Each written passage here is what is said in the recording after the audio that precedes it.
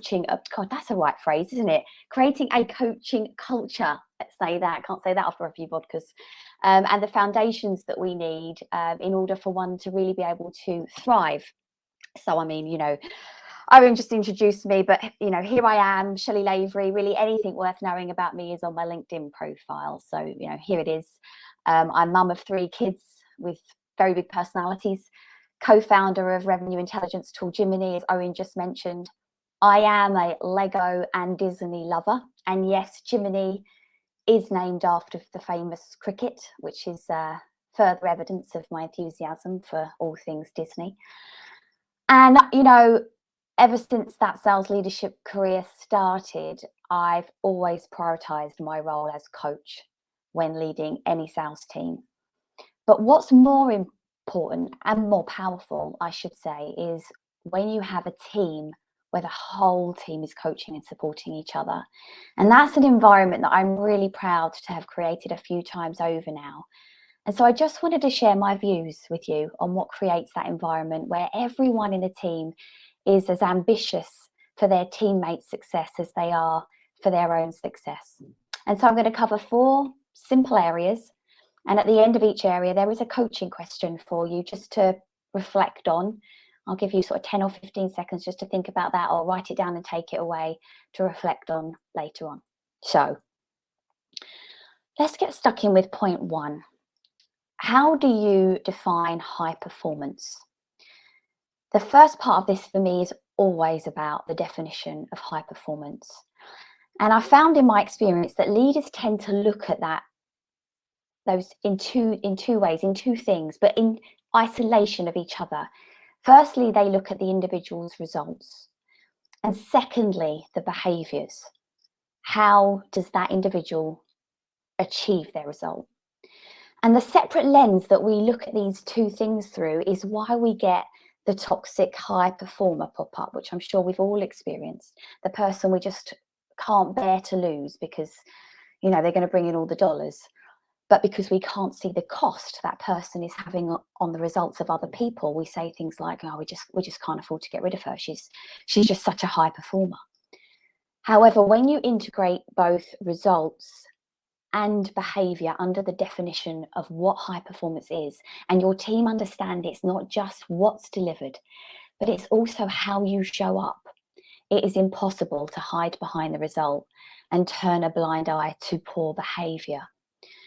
And at Jiminy, we use our values to determine the behaviors expected within our coaching culture.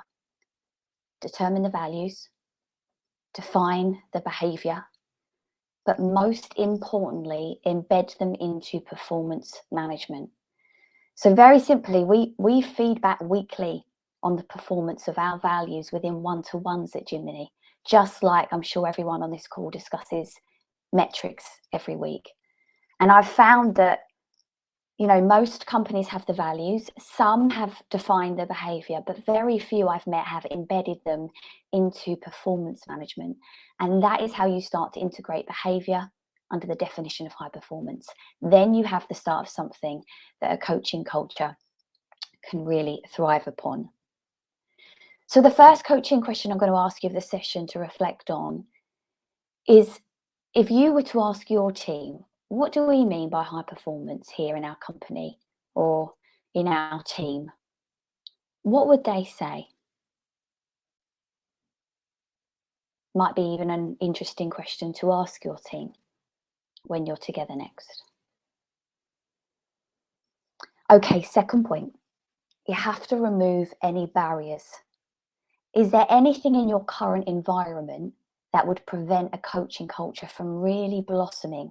So think across every part of the operation, think across how the team communicates, how it's aligned, how it's recognized, or going back to my first point, who is in the team? Is there clarity over the roles, responsibilities, the direction?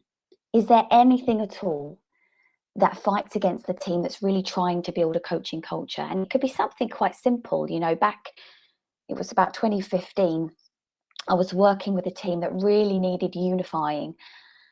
And one of the things I did on assessing their recognition program was remove the Sales Heroes Club. Now, that was their version of the President's Club, which, you know, I know is put on a real pedestal. But I felt like the Sales Heroes Club was actually driving people to compete with each other for a small spot in a club, rather than supporting each other to be part of a team that develops and celebrates as a unit. So that's just one example. But take some time to reflect on your operation. How does your team operate? Is there anything that's fighting against the coaching culture that you are trying to build?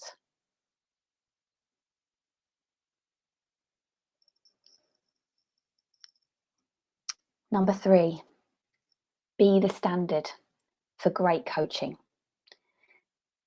Coach Mike Holder says the hardest thing about the standard is that as leaders, we are the standard. And for me, modeling great coaching behavior is critical so that it seeps through our teams. And there's 3 things that I focus on. Be more curious, be more selective, be the connector. I just want to explore those 3 things with you just for a moment. Be curious. You know, how many times have you heard, be curious, ask questions, don't answer them? And the vast majority of coaching opportunities for us all happen outside of a designated coaching session. They actually happen in those ad hoc conversations throughout the day, right? Boss, how did you deal with this? Or I'm feeling frustrated about this. When should I? How should I? What advice have you got? What do you think about?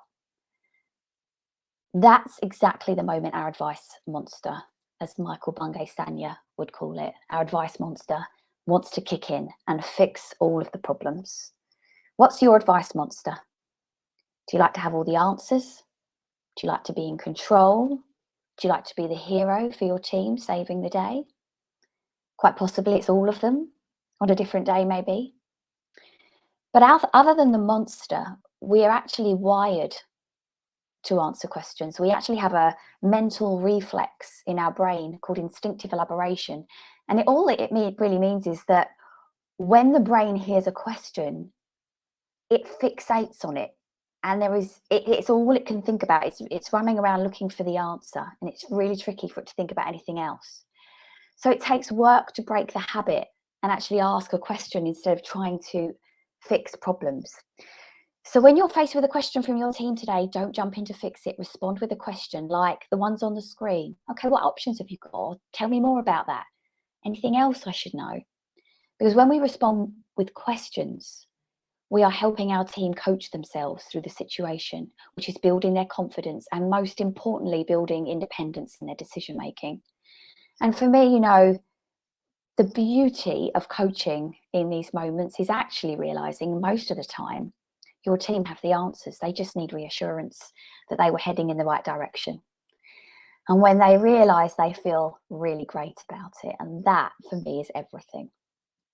Secondly, be very selective. Be very selective when you're coaching. Focusing on team improvement areas with their skill set, right? Which I find most sales leaders struggle with, right? You're listening back to a call, you identify 35 things to work on. So you want to share 35 things to work on. But remember, this is not playing the conveyor belt game of mistakes here. This is about influencing change in performance. And it won't happen if your team feel like they've received this sort of, you know, laundry list of mistakes. And it's also impossible. It's impossible for them to retain and work on them all at the same time. So be selective. Focus on the one or two tops game-changing areas that will have the biggest impact on performance when coaching. And this triangle, simple as it is, often helps me as a tool when I'm listening back to call. I plot and I hone in on the areas based on this triangle, and I only focus in on the one or two things that are at the top, the game changers. And finally, be the connector. So in the 2015, Gartner did a piece of research, a study on 4 types of managers on the screen now. There was the always-on manager, constant feedback, constant stream of guidance and feedback. The teacher provided guidance based on their own experience. The cheerleader person that gives space for the team to go and organise themselves, and more sort of support from the sidelines with their pom-poms.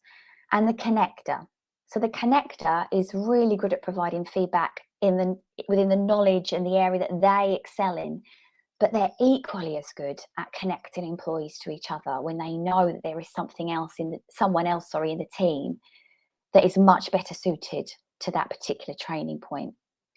And the study that Gartner did showed that the always-on manager actually did more harm than good, because they drowned their team in information. They just found it completely impossible to focus. Another good reason to use the triangle. The connector manager had the highest performing teams in knowing exactly where everyone's strengths or gaps are. They are able to web the team together in respect of everybody's skills. And so the third coaching question: which manager style do you think best represents you right now? And if it's one of the other three, what one change could you make today to become more like the connector manager?